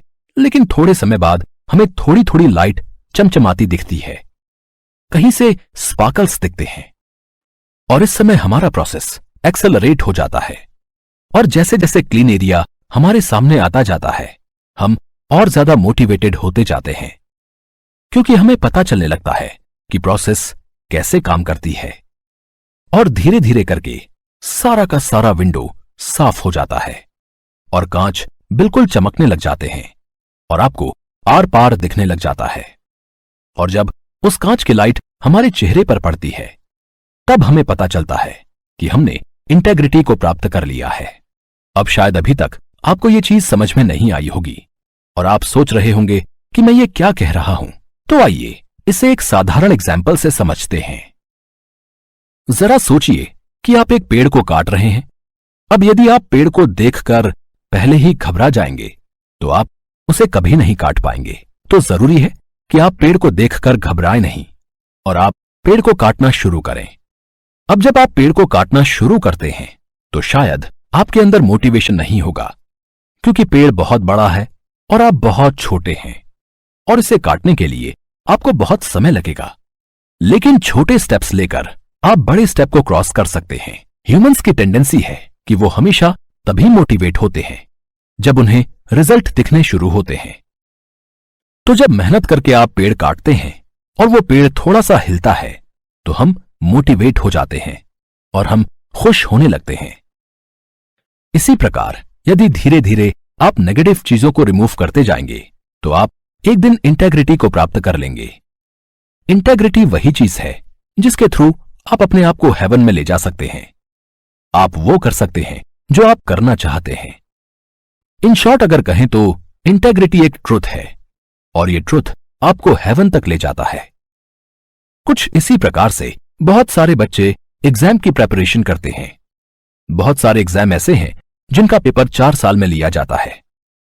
अब जब बच्चे उस पेपर की शुरुआत करते हैं तो वे खुश नहीं रहते, क्योंकि वो मोटिवेट नहीं रहते। शायद 1-2 महीने कुछ मोटिवेट रह भी लें, लेकिन उसके बाद वो डीमोटिवेट हो जाते हैं, क्योंकि ह्यूमंस लंबे समय तक मोटिवेट नहीं रह सकते और सेल्फ मोटिवेशन उन्हें तभी मिलता है जब उन्हें कोई रिजल्ट दिखना शुरू होते हैं। पर जिस पेपर को आप 4 साल बाद देने वाले हैं उसके रिजल्ट आपको पहले कैसे दिख सकते हैं? अगर आपको अपने जीवन में सक्सेसफुल होना है तो अपनी बुराइयों को रिमूव करके और अपनी अच्छाइयों को आगे लाकर अपने आप को इंटेग्रिटी की ओर ले जा सकते हैं और आप वो कर सकते हैं जो आप एक्चुअली में करना चाहते थे। इंटेग्रिटी में बहुत पावर भी होती है। महान ऑथर कार्ला मैक्लरेन की माने तो leading with integrity and empathy requires vision and the connection to your deepest. मतलब इंटेग्रिटी और एम्पैथी के साथ लीडरशिप करने के लिए विजन और आपके डीप आत्म से कनेक्शन की जरूरत होती है। क्या आपको पता है इंटेग्रिटी शब्द कहां से आया है? शायद नहीं। तो चलिए इसे जानते हैं। टैग शब्द का मतलब छूना, इसी का लैटिन रूप है टैंगेरे और इन का मतलब है नॉट। इन टैंगेरे का मतलब है जिसे छुआ न गया हो, जो पूरा हो, और इन शब्दों से मिलकर बना है। इंटेगर मतलब एक ऐसा नंबर जो फ्रैक्शन के बिना पूरा हो, और इसी से निकलकर आता है इंटेग्रिटी। इंटेग्रिटी का मतलब है वो स्थिति या क्वालिटी जिसे अभी तक छुआ न गया हो। इंटेग्रिटी को कई धर्म पवित्रता, शारीरिक और मानसिक शुद्धता से जोड़ते हैं, लेकिन यहां हमारा इंटेग्रिटी से मतलब है कि एक ऐसी मेंटल स्टेट जिसमें करें या ना करें या किसी संशय की जगह ना हो। हम जो जानते हैं, जो सोचा है, वो करना है। मतलब हमारा इंटेंशन पूरा है, इसे कोई छू भी नहीं सकता। मतलब किसी के बोलने पर हमें कोई फर्क ही नहीं पड़ता। सबसे पहले हम इंटेग्रिटी और ऑनेस्टी में फर्क कर लेते हैं। इस ऑडियो बुक से पहले शायद आप इंटेग्रिटी और ऑनेस्टी को सेम समझते थे, और ऐसा मैं भी समझता था। मुझे लगता था कि इंटेग्रिटी और ऑनेस्टी एक दूसरे के पर्यायवाची शब्द हैं, लेकिन ऑनेस्टी शब्द आया है ऑनर से। इसका मतलब है ऐसा आचरण या सोच जिस कारण आपकी इज्जत की जा सके। मतलब ईमान वाली सोच रखना ऑनेस्टी है। ये जानना कि मुझे समय पर आना चाहिए ऑनेस्टी है, लेकिन ऐसा सच में हर बार करना इंटेग्रिटी है। जो लोग ईमानदार हैं लेकिन उनमें इंटेग्रिटी नहीं है, ऐसे लोग सबसे ज्यादा दुखी रहते हैं, क्योंकि उन्हें पता है कि इन्हें क्या करना चाहिए, लेकिन वो कर नहीं पाते। हो सकता है इनमें आप भी हों, क्योंकि बहुत सारे लोग ऐसे हैं जिन्हें पता है कि उन्हें लाइफ में क्या करना है, लेकिन वो सोसाइटी के कारण अपने काम को नहीं कर पा रहे।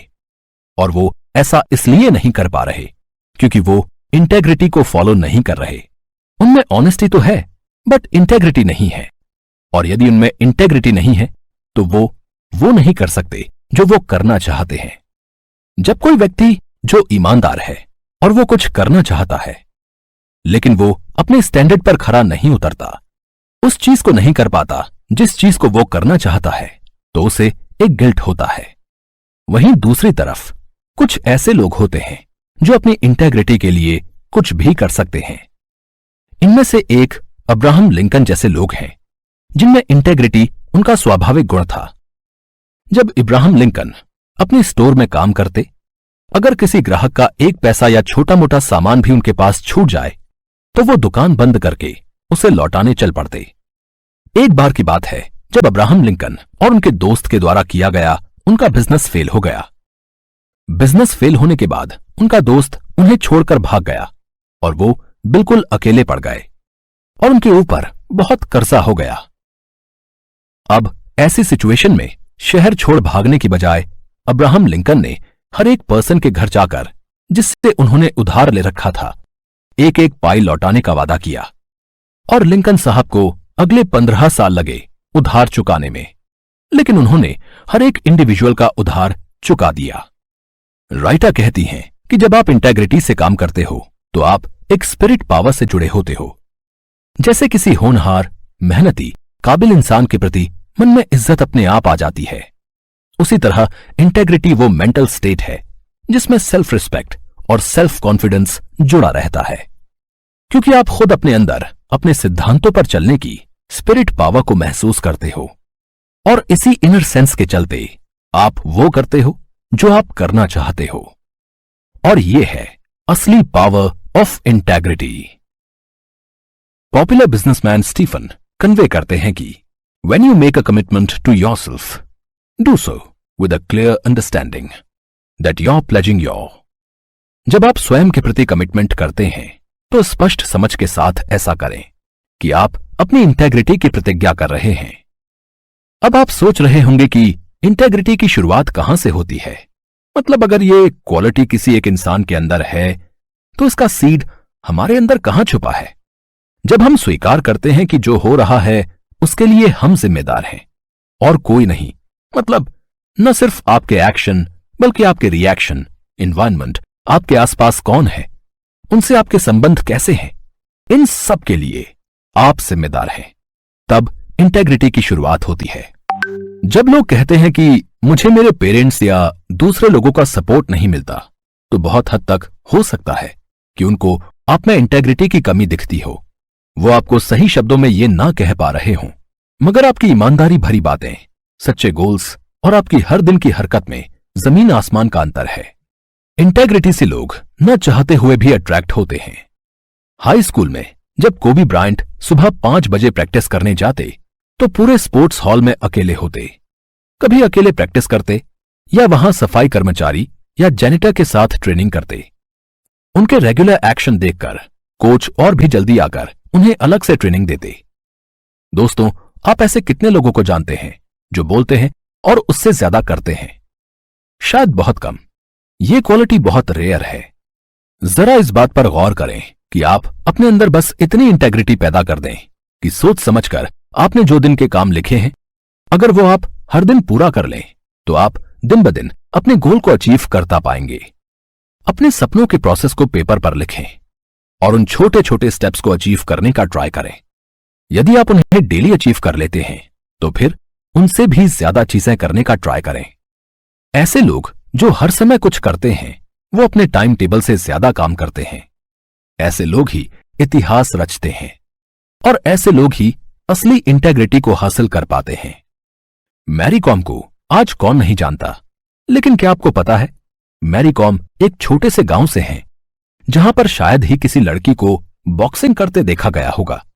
जहां बॉक्सिंग सिर्फ लड़के किया करते थे, वहां मैरी कॉम लड़कों से ज्यादा तेज पंच मार दिया करती थीं और वो ट्रेनिंग के लिए अपने आप को डेडिकेटेड रखती थीं। वो हमेशा मानती थीं कि जितना कठिन स्ट्रगल होगा उतनी ही शानदार जीत होगी।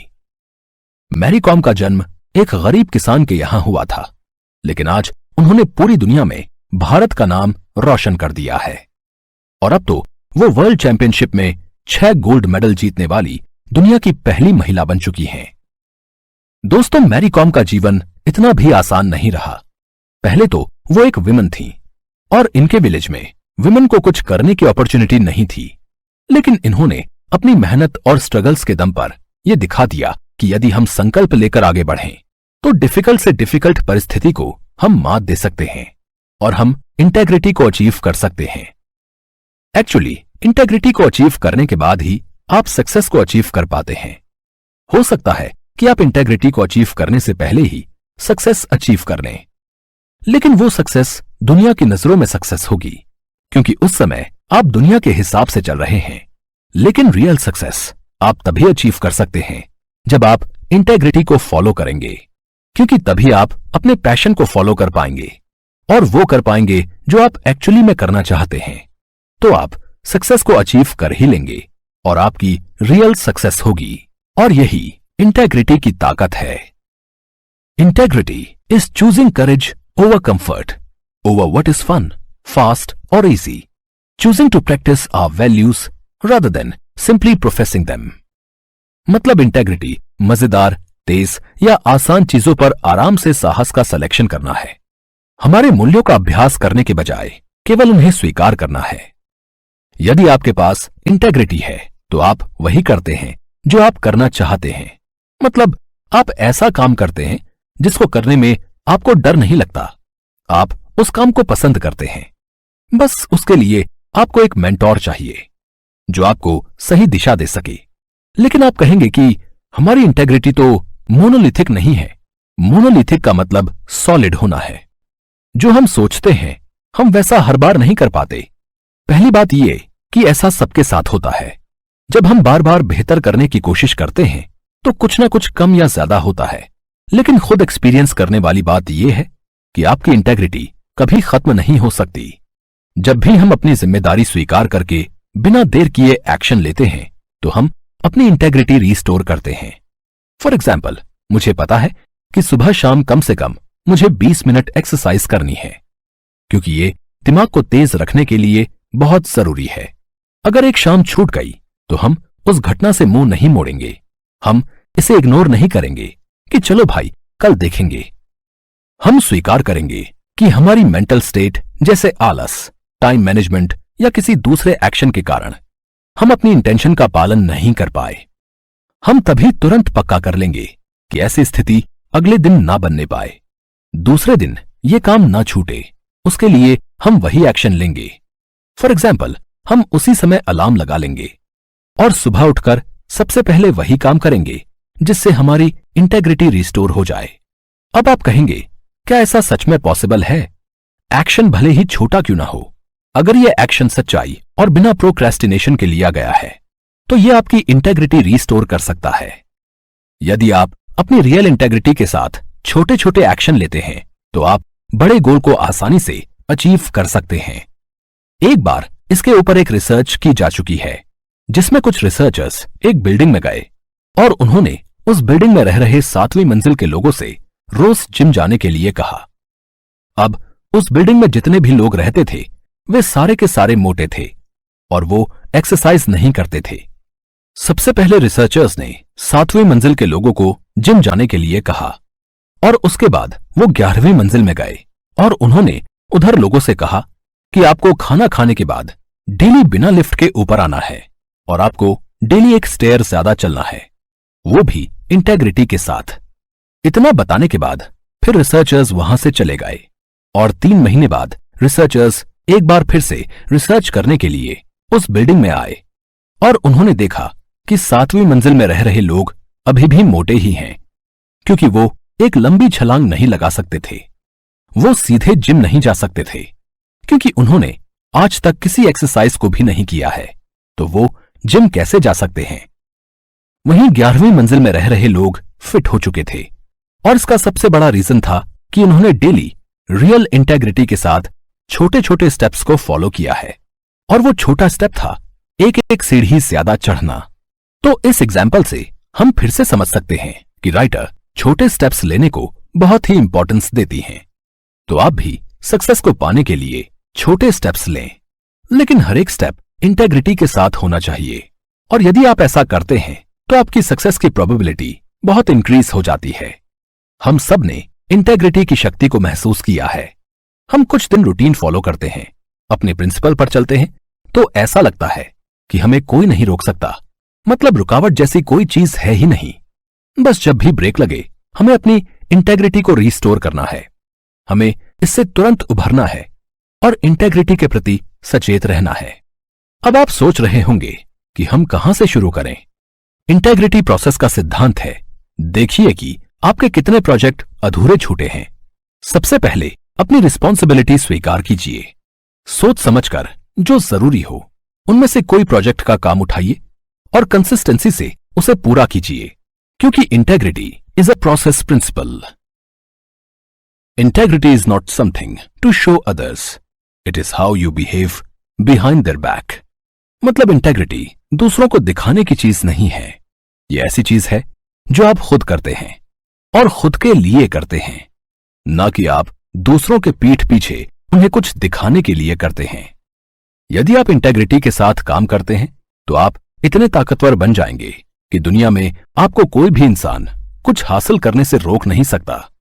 Integrity self motivation, self discipline, self confidence provide कराती है। यदि आप इंटेग्रिटी को अचीव करना चाहते हैं तो आप 666 रूल को भी फॉलो कर सकते हैं।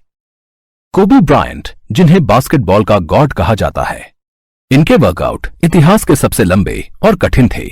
तो आप अंदाजा लगाओ कि कोबी कितनी इंटेंसिटी से ट्रेनिंग करते होंगे और इसी इंटेंसिटी को नाम दिया गया है 666 रूल। कोबी ब्रायंट ऑफ सीजन में 6 से 8 घंटे ट्रेनिंग किया करते। वो डेली सुबह 3 बजे उठकर ग्राउंड में पहुंच जाते और 3 से 6 बजे तक हाई इंटेंसिटी इंटरवल ट्रेनिंग किया करते। उनका हर सेशन इतना इंटेंस होता कि जब भी उन्हें थकान महसूस होती तो वो थोड़ी देर के लिए सो जाते। कोबी ब्रायंट कहते हैं कि करियर के आखिरी 10 सालों में कैटनैप्स यानी छोटी नींद में वो एक्सपर्ट हो गए थे। 15 मिनट आंख बंद करके लेटने से उन्हें पीक स्टेट में बने रहने के लिए एनर्जी मिलती थी। दोस्तों, इसमें छुपा हुआ लेसन भी है। जितनी इंटेंसिटी से आप काम करते हो, उतना ही ध्यान आपको आराम का भी रखना होगा। फिल जैक्सन, जो कोबी ब्रायंट के कई सालों तक कोच रहे, वो कहते हैं कि हम सुबह बास्केटबॉल के लिए स्टेडियम पहुंचते, तब कोबी अपनी कार में सोए हुए मिलते। केवल इतना ही नहीं, कोबी ब्रायंट को जब वर्कआउट और बाकी चीजों से समय मिलता तो वो मैच के वीडियो को एनालाइज करते। कोबी ऐसा इंटेंस रूटीन हफ्ते के 6 दिन और 6 महीने तक लगातार करते। इसलिए इंटेंस रूटीन को 666 रूल कहा जाता है। दोस्तों, काम, पढ़ाई और ट्रेनिंग तो हम सब करते हैं, लेकिन इतनी इंटेंसिटी बनाए नहीं रख पाते। जिस दिन हम पूरी लगन से काम करते हैं, उस दिन हमें अपने बारे में बहुत अच्छा फील होता है। खुद के लिए सेल्फ रिस्पेक्ट बढ़ती है। अब दोस्तों, आप सोचो कि अगर आप कोबी ब्रायंट जैसे अकेले में हर दिन 6 घंटा पूरी इंटेंसिटी से हफ्ते के 6 दिन काम करो, तो 6 महीने में आपकी सोच और कॉन्फिडेंस किस लेवल पर आ जाएगा। कोबी ब्रायंट 20 साल तक NBA मतलब नेशनल बास्केट एसोसिएशन में डोमिनेट करते रहे। उनके कोच कहते हैं कि करियर के आखिरी 10 साल में एथलीट के शरीर की उम्र बढ़ जाती है, तब भी कोई यंगर प्लेयर कोबी के वर्क एथिक को नहीं छू पाया। दोस्तों, हम यहां पूछ सकते हैं कि इस इंटेंसिटी से जीने वाले कोबी ब्रायंट का माइंडसेट कैसा था। कोबी कहते हैं, आउटवर्क द कंपटीशन, मतलब जब आप अपने कंपटीशन से कई गुना ज्यादा मेहनत करते हो, तब आपको वो मास्टरी और कॉन्फिडेंस महसूस होती है जिसे फेक नहीं किया जा सकता। और इस कॉन्फिडेंस के कारण मैच और जीवन में हम अक्सर नो लूज जोन में आ जाते हैं। और ऐसा कोबी इसलिए कर पाते हैं क्योंकि वो 666 रूल के चलते अपनी इंटेग्रिटी को अचीव कर चुके थे। और वो जब भी गोल से डाइवर्ट हो जाते तो वो अपने आप को पनिश करते और दोबारा उसे अचीव करते। इस जोन में आपको महसूस होगा कि आप हर हाल में जीत कर ही रहेंगे। जब आप 100% जीतने के लिए खेलते हो तो उसे कहते हैं किलर इंस्टिंक्ट। अब आप पूछ सकते हैं कि हम किस तरीके से किलर इंस्टिंक्ट को पैदा करें। तो इसके लिए आप अपने रूटीन के प्रति अग्रेसिव हो जाओ। मतलब जब आप प्रैक्टिस में टारगेट सेट करो तो उस प्रैक्टिस में पूरी इंटेंसिटी से अपने टारगेट को हासिल करने की कोशिश करो। अगली बार जब आप कोई भी सवाल सॉल्व करने बैठो तो एम करो कि मैं 95% एक्यूरेसी मेंटेन करूंगा। और ऐसा करने के लिए अपना पूरा ध्यान लगा दो। जैसे मांबा, एक प्रजाति का सांप, शिकार को देखकर पूरी ताकत से झपट्टा मारता है और तब तक अटैक करता है जब तक शिकार खत्म ना हो जाए। वैसे ही हमारी प्रैक्टिस का भी यही हाल होना चाहिए। हमको लगना नहीं चाहिए कि टारगेट पूरा नहीं हो सकता। जब प्रैक्टिस में किलर इंस्टिंक्ट होती है तो उसे कहते हैं मांबा मेंटालिटी। कोबे इस बारे में बड़ी इंटरेस्टिंग बात कहते हैं। वो कहते हैं कि कई बार ऐसा होता है कि आप खुद को पुश नहीं करना चाहते, फिर भी आप थकान और चिंता को छोड़कर खुद को पुश करते हो। इस मेंटल स्टेट तक पहुंचना असली जीत है, क्योंकि इस मेंटल स्टेट पर आप खुद पर विश्वास करना शुरू करते हो। दोस्तों, इस मेंटल स्टेट पर जाकर जितना अच्छा महसूस होता है, उतना मजा किसी और चीज में नहीं आता।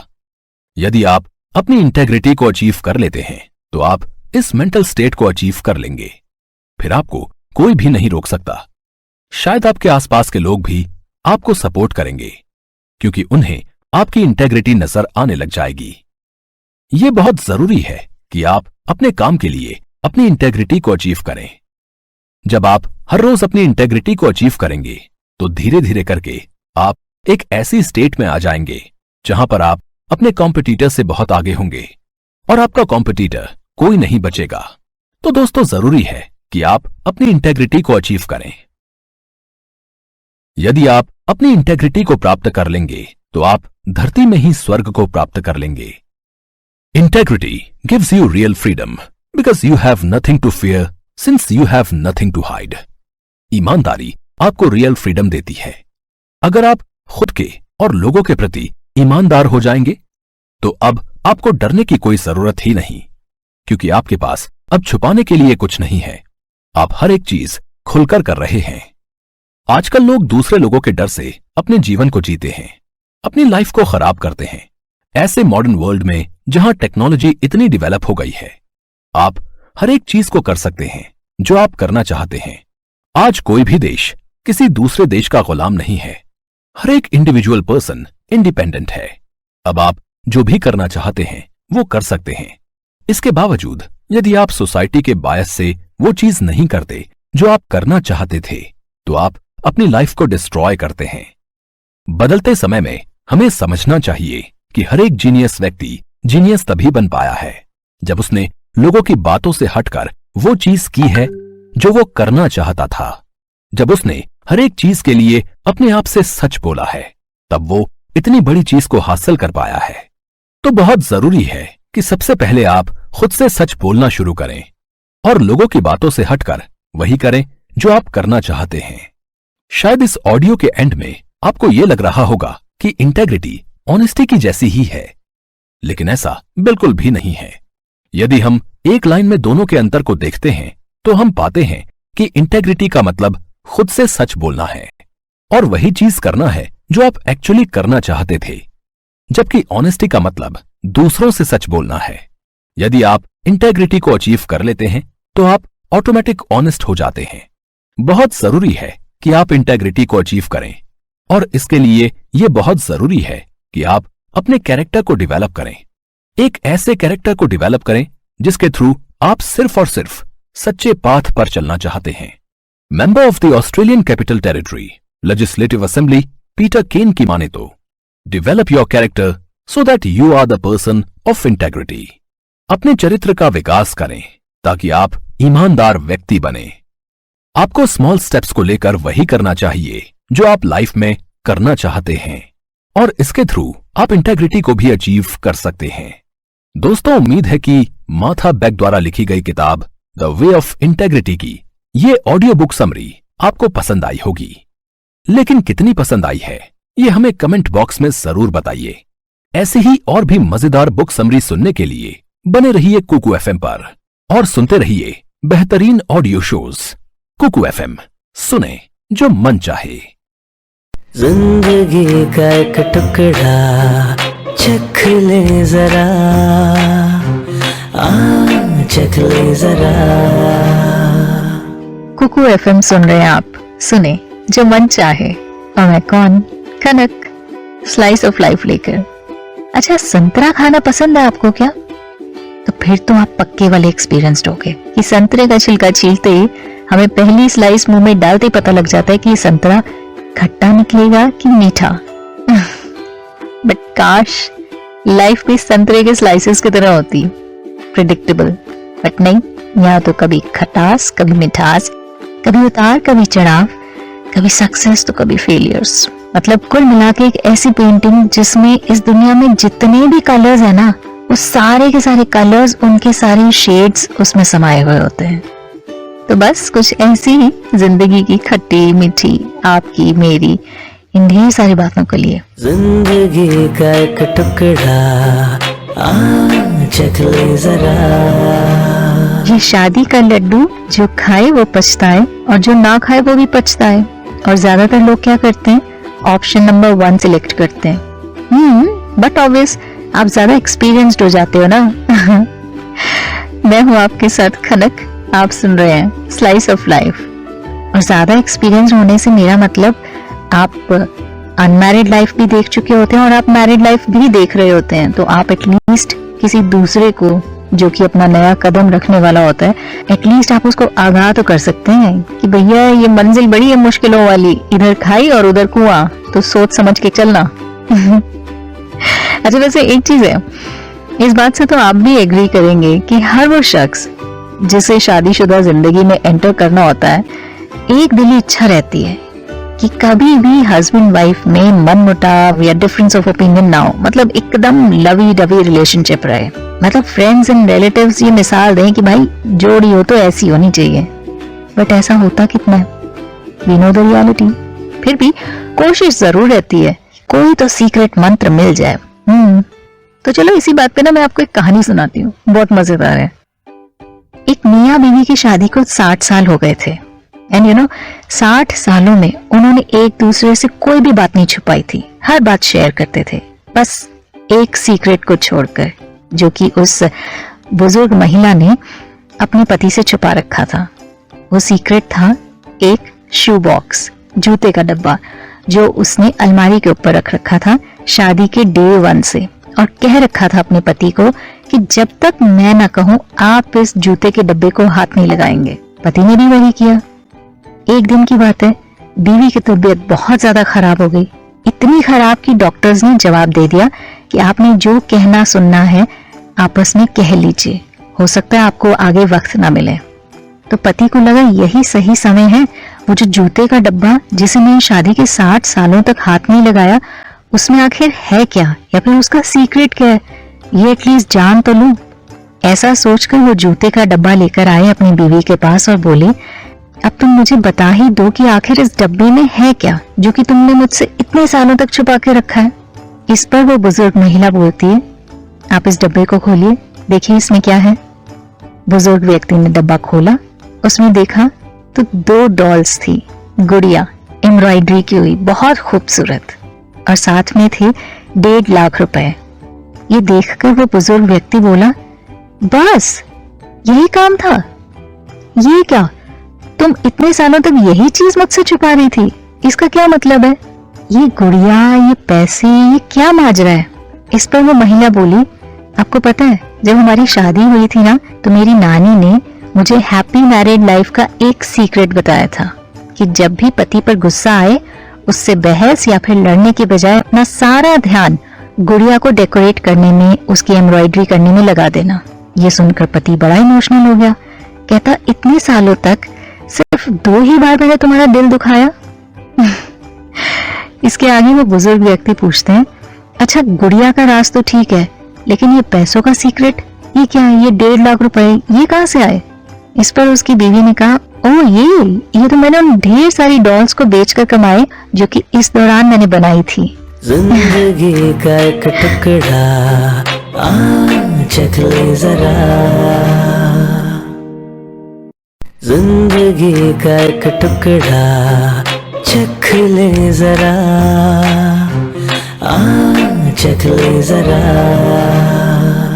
अक्सर हम अपने घरों में इस तरह मम्मा लोग को करते देखते हैं ना, कि सारे घर की केयर करेंगी, सारे घर वालों की फिक्र करेंगी, उनके खाने के बारे में, उनके उठने बैठने, मतलब हर छोटी से छोटी चीज उनको ऐसा लगता है बस वही करता धरता है। मैं हूं खनक, आप सुन रही हैं स्लाइस ऑफ लाइफ। कई बार तो ना आई फील कि किसी स्पेशल स्कूल से ट्रेनिंग लेकर आती हैं जहां पर ये सिखाया जाता है कि देखो तुम्हारी अपनी जिंदगी कुछ नहीं है, आखिरी सांस तक तुम्हें सिर्फ और सिर्फ अपने घर वालों के बारे में सोचना है। बट क्यों? वो ये क्यों नहीं सोचती हैं कि अगर वो खुद की केयर नहीं करेंगी, खुद के लिए थोड़ा सा सेल्फिश नहीं होंगी, तो फिर ना तो वो खुश रह पाएंगी इन द लॉन्ग रन, ना ही उनके घर वाले। बट कौन समझाए, समझाने बैठो तो बस उल्टा हमारा ही मुंह बंद करवा देती है कि तुम्हें कुछ नहीं पता, रहने दो। जिंदगी का एक टुकड़ा आ चख ले जरा। इसी बात पे ना मैंने बहुत ही अच्छी कहानी पढ़ी थी, और अगर आपको लगे ना तो प्लीज अपनी मम्मा को जरूर सुनाना, ठीक है? बहुत टाइम पहले की बात है, एक गांव में एक मोची रहता था श्याम। यही देखकर पूरे गांव में वही मोची था, तो जाहिर सी बात है उस पर काम का बर्डन बहुत ज्यादा था। लोगों के दिन भर फटे पुराने जूतों को वो रिपेयर करता रहता था। दूर दूर से लोग आते थे उसके पास अपने फटे पुराने जूतों को रिपेयर करवाने। इमेजिन, सारा दिन दूसरों के फटे पुराने जूते रिपेयर करता था, लेकिन खुद के जूते चप्पल ठीक करने का उसको वक्त ही नहीं मिलता था। लोग कहते थे, याद करवाते थे उसे, अरे अपने जूते भी तो ठीक कर लो, पर हर बार वो यही कहकर टाल देता था कि पहले ग्राहकों के जूते तो बना लूं, फिर अपने भी बना लूंगा। करते करते श्याम के जूते इतने खराब हो गए कि अब उसके पैरों को तकलीफ देने लगे थे। ध्यान न देने के कारण उसके पैरों में जख्म हो गए, और वो जख्म इतना ज्यादा बढ़ गए थे कि डॉक्टर्स के पास